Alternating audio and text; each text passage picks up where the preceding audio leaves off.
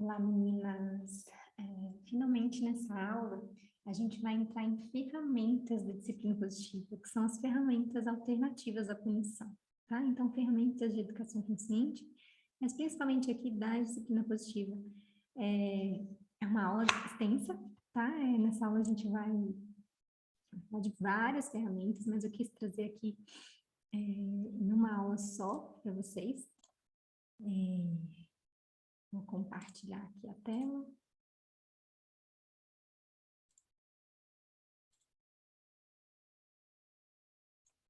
Só um minutinho.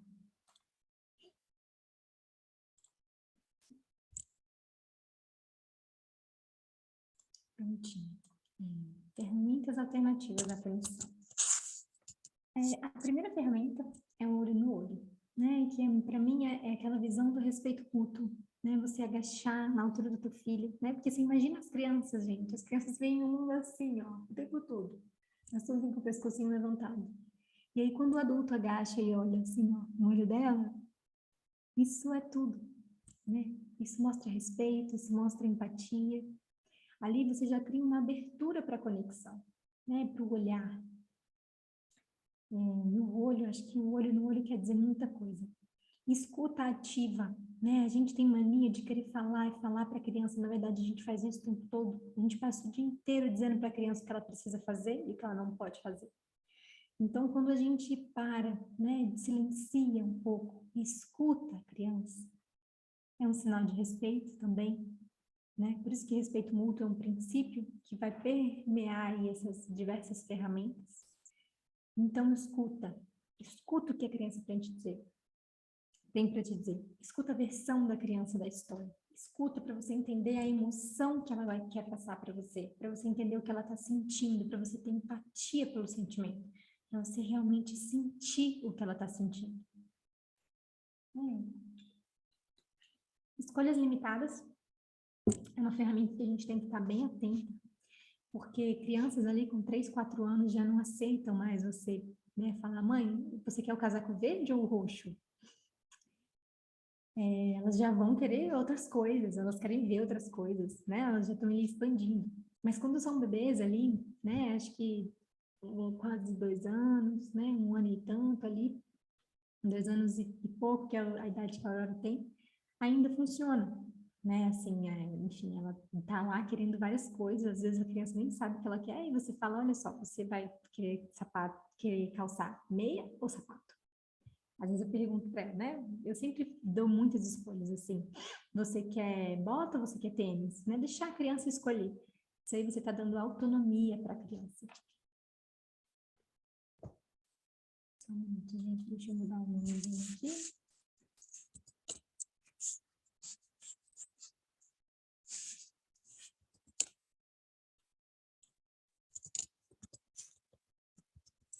Depois eu esqueço. Pronto. Educar pelo exemplo, né? A gente tem no nosso cérebro neurônios que são chamados neurônios espelho, que são neurônios que eles assimilam o comportamento, né? E quando são crianças eles estão ainda mais ativos, que assimilam as coisas ao redor e aprendem a repetir aquele comportamento. Então, a forma como você lidar com a tua raiva, a forma como você lida com os teus problemas, é a forma que seus filhos vão aprender a lidar. Porque é a forma que eles estão aprendendo, é a realidade que eles conhecem, é o meio que eles crescem, desde bebezinhos. Eles estão com esses neurônios ligados. Então, seja exemplo de paciência, de calma, de empatia, né, de presença e para tudo, né? Assim, por isso que quando a gente educa um filho, a gente evolui muito, né? A gente cria a nossa própria inteligência emocional, a gente revisita a nossa infância. Porque a gente precisa entender quais são as nossas sombras, o que eu preciso melhorar em mim para ser exemplo para o meu filho, para criar um ser humano bom, né? Um ser humano melhor. Então, seja exemplo.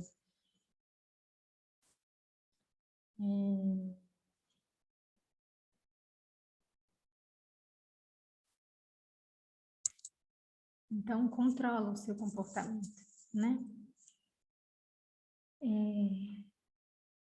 Conexão antes da correção, né? Isso também é um princípio. Antes de dizer para o teu filho que está errado, que não pode, se conecta com o sentimento dele, espera ele se acalmar, né? Então, realmente se conecta antes de chegar gritando e falar um monte de coisa e julgar e dizer que está errado, né? Se conecta um pouco com a situação, observa.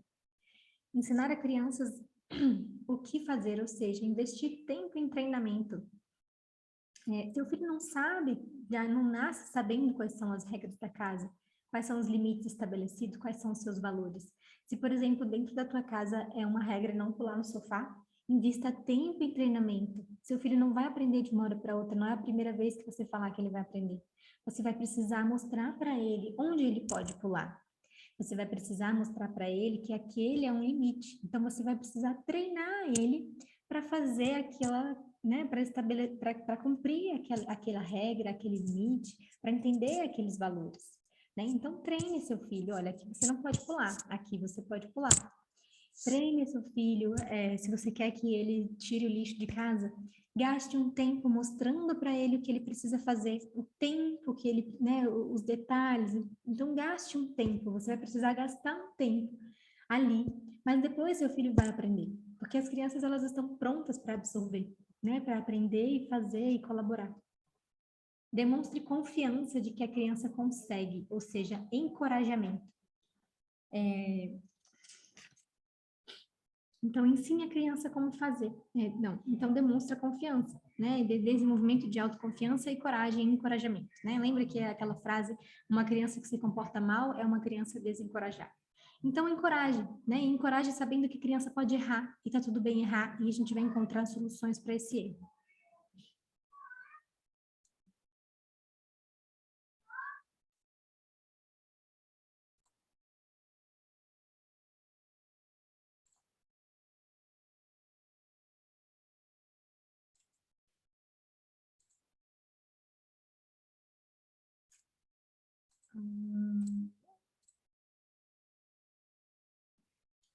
E aí, gente, a gente entra numa questão muito importante, né? Uma diferença muito marcante entre uma educação tradicional e uma educação positiva, consciente, que é o encorajamento versus o elogio, né?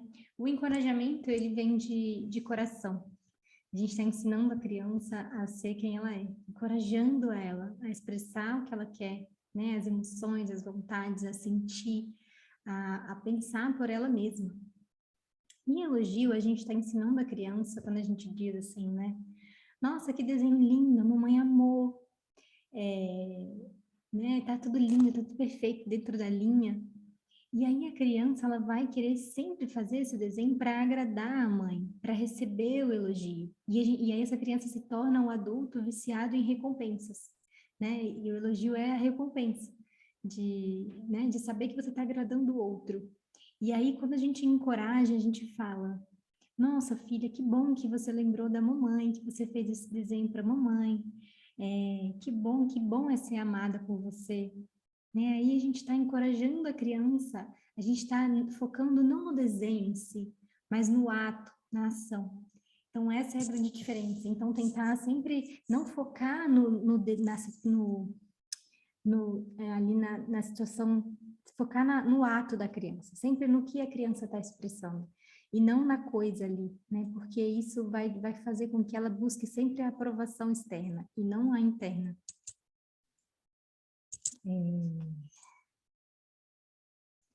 Passar um tempo especial, essa é uma ferramenta que eu indico, assim, para todo mundo que eu atendo, para os pais, né, a primeira coisa que eu falo, organize a sua rotina para você conseguir passar um tempo especial com o seu filho, né, principalmente se for muito pequenininho, é importante a presença da mãe, mas muito importante para o pai, depois dos 2, 3 anos, é muito importante que a criança tenha também um tempo especial com o pai, né, ou seja, e aí a disciplina positiva traz, assim, para diversas idades um tempo específico, né, 15 minutos, mas, assim, eu vejo aqui que precisa de mais, né?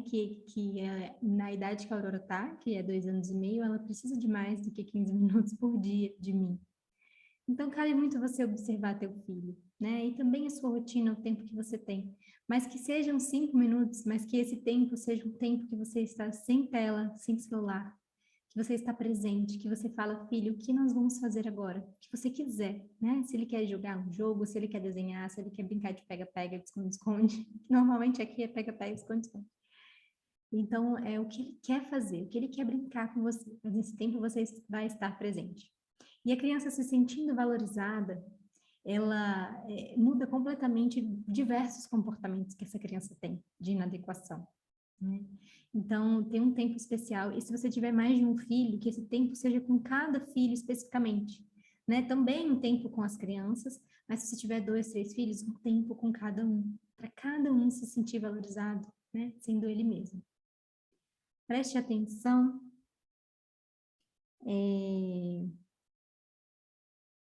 Prestar atenção, né? Escuta ativa, prestar atenção nos movimentos da criança, né? Mostre para a criança que ela é importante, e não só quando ela está fazendo alguma coisa errada. Normalmente a gente presta atenção na criança quando ela está fazendo alguma coisa errada.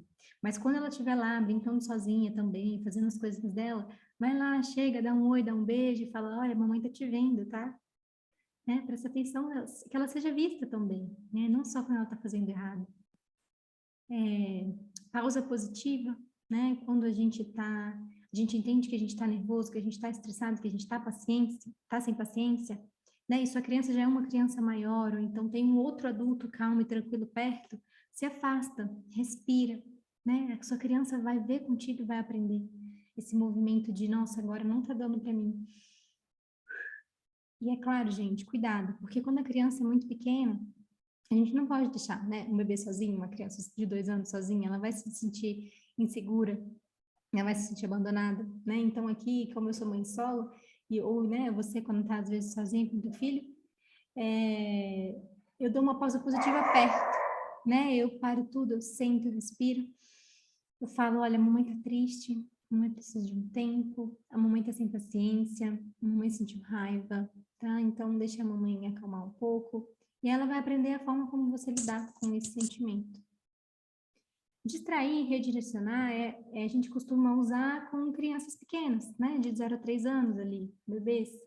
Mas também precisa tomar muito cuidado para ver se essa distração a gente não está tirando uma necessidade da criança, né? Se essa criança está... Então, assim, é mais usado em momentos de perigo, né? De risco, ou então quando se você está com pressa, às vezes, né? Precisa cumprir horário, precisa sair, a gente sabe que isso acontece, né? Às vezes está indo para o pediatra e o neném começa a chorar porque ele quer alguma coisa. Então, nesse momento, usa, né? Distraia, né? Mostre outra coisa para ele, mas cuidado se você não está distraindo o seu bebê de uma fome que ele está sentindo, né? De uma necessidade de carinho que ele está sentindo. Aí você vai, mostra o brinquedinho, mostra uma tela, uma televisão, e tira o olhar para essa necessidade da criança. Então, distrair e redirecionar é muito usado nessa faixa etária, mas cuidado para não esconder ali, camuflar uma necessidade. Usar mais quando a gente precisa mesmo, tá com pressa, ou realmente é uma, né, quer mexer na tomada, aí você vai lá, distrai, mostra outra coisa que não é perigosa.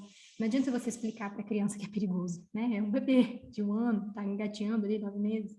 Não adianta você falar, filho, aqui não é perigoso. Ele não vai entender, ele vai botar a mão de novo. Mas aí você vai, direciona, né, distrai. Acordos e combinados funciona, é bem legal, né? Porque entra na questão da rotina, né? A gente faz um acordo, mas o qual que é importante aqui?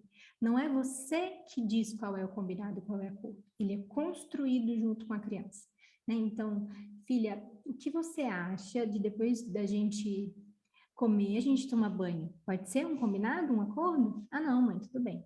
Ah, não, mãe, não quero, quero ver um desenho antes, tá bom. Então, você vai ver o desenho, depois toma banho, combinado? Combinado.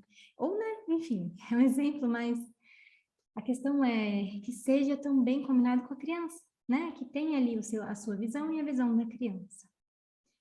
Mandar, perguntar ao invés de mandar. Ao invés de falar, filho, coloca o casaco agora porque tá frio. Filho, tá frio lá fora. O que você pode fazer para não sentir frio? E isso tem muito a ver com o nosso cérebro, né? Assim, com o nosso sistema reptiliano, que quando a gente é mandado, a gente já entra num estado de atenção, de tensão, né? De estresse, de tipo, de não querer fazer o que aquele adulto está mandando, né? Ou não querer fazer o que aquela pessoa está mandando, né? Igual o teu chefe, dependendo do jeito que fala, não dá vontade de fazer o que o chefe pediu, o que teu marido pediu, né? Se você fala pro teu marido, coloca a toalha em cima pendura a toalha, tira a toalha em cima da cama. né? É diferente de você, da forma que falar, muda, da vontade de fazer ou não. E aqui a ideia é pergunte, instigue a criança a pensar na solução, né? Filho, o que que a gente pode fazer para arrumar essa bagunça, né? Por onde a gente pode começar? Então, deixa a criança pensar junto, e com certeza, às vezes, ela vai trazer soluções que você não pensou antes.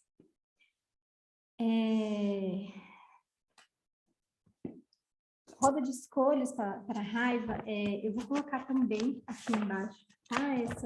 Essa roda de escolhas. Mas também rodas de escolhas são ferramentas da disciplina positiva.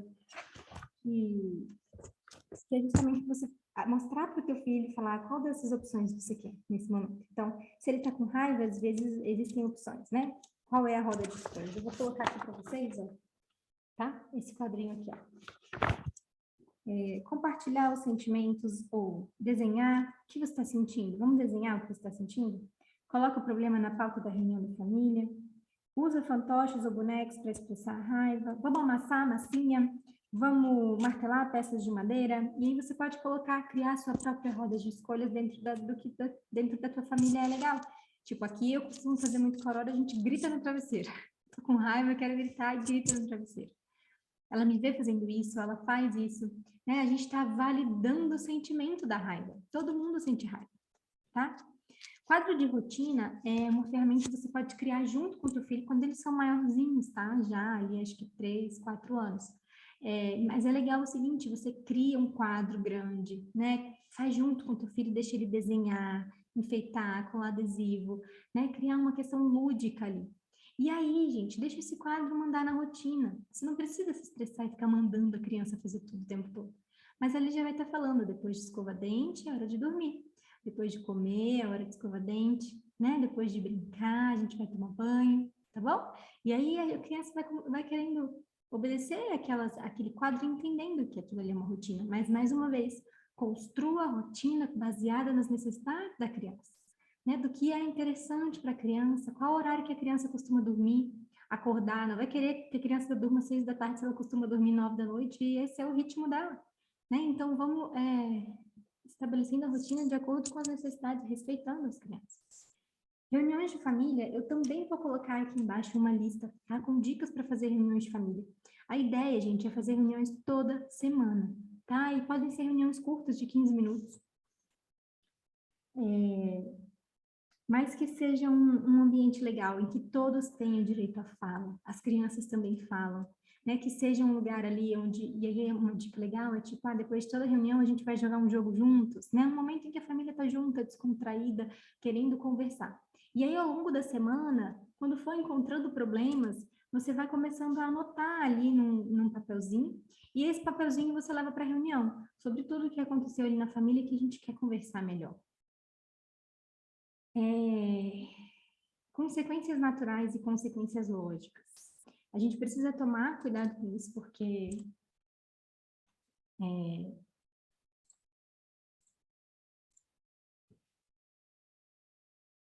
a consequência, essas consequências naturais a gente precisa tomar muito cuidado para não virar punição, né? O que seria uma consequência natural? Algo que o adulto não interfere, por exemplo. Se você não pegar o guarda-chuva, você vai se molhar na chuva. E às vezes a gente deixa a criança sofrer essa consequência, né? Desde que não seja algo enormemente ruim, mas para que ela aprenda com aquela situação, né? Mas a gente precisa tomar muito cuidado para não virar punição, né? Para a gente não virar e falar, viu, falei para você que você ia se molhar, porque aí a gente já está trazendo para o ego, né? E isso não está agregando em nada a educação para a criança.